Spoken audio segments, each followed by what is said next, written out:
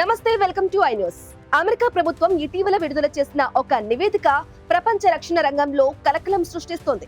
2025 మే నెలలో భారత్ పాకిస్తాన్ మధ్య జరిగిన సైనిక ఘర్షణ తర్వాత చైనా ఒక పెద్ద ఎత్తున తప్పుడు సమాచార ప్రచారాన్ని చేపట్టిందని ఈ నివేదిక ఆరోపించింది.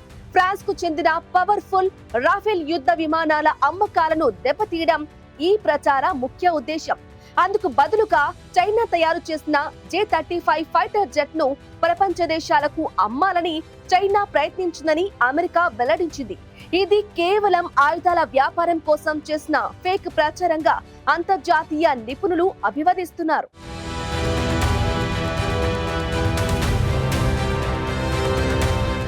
ఈ ప్రచారం కోసం చైనా ఒక కొత్త పద్ధతిని వాడింది.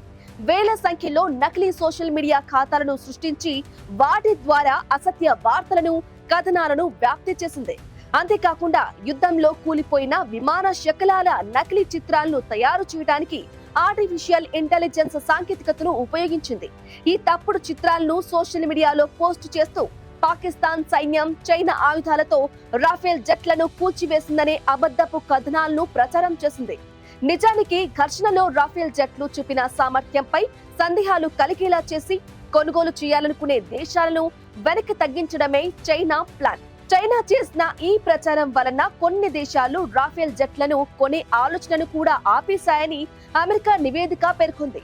ఇండోనేషియా వంటి దేశాలు ఇప్పటికే కొనడానికి సిద్ధంగా ఉన్న రాఫెల్ జెట్ల ఒప్పందాన్ని నిలిపివేయడానికి చైనా రాయబార కార్యాలయ అధికారులు ప్రయత్నించారని నివేదిక వెల్లడించింది.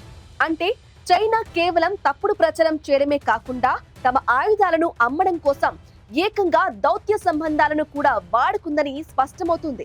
ఇది అంతర్జాతీయ ఆయుధ మార్కెట్లో చైనా ఎంత దూకుడుగా వ్యవహరిస్తుందో చూపిస్తుంది. ఇక రాఫెల్ ను అపఖ్యాతి పాలు చేసి తమ J-35 జెట్లను పాకిస్తాన్ తో సహా ఇతర మిత్ర దేశాలకు అమ్మడానికి చైనా చేసిన కుట్రగా ఈ మొత్తం వ్యవహారాన్ని భావించవచ్చు.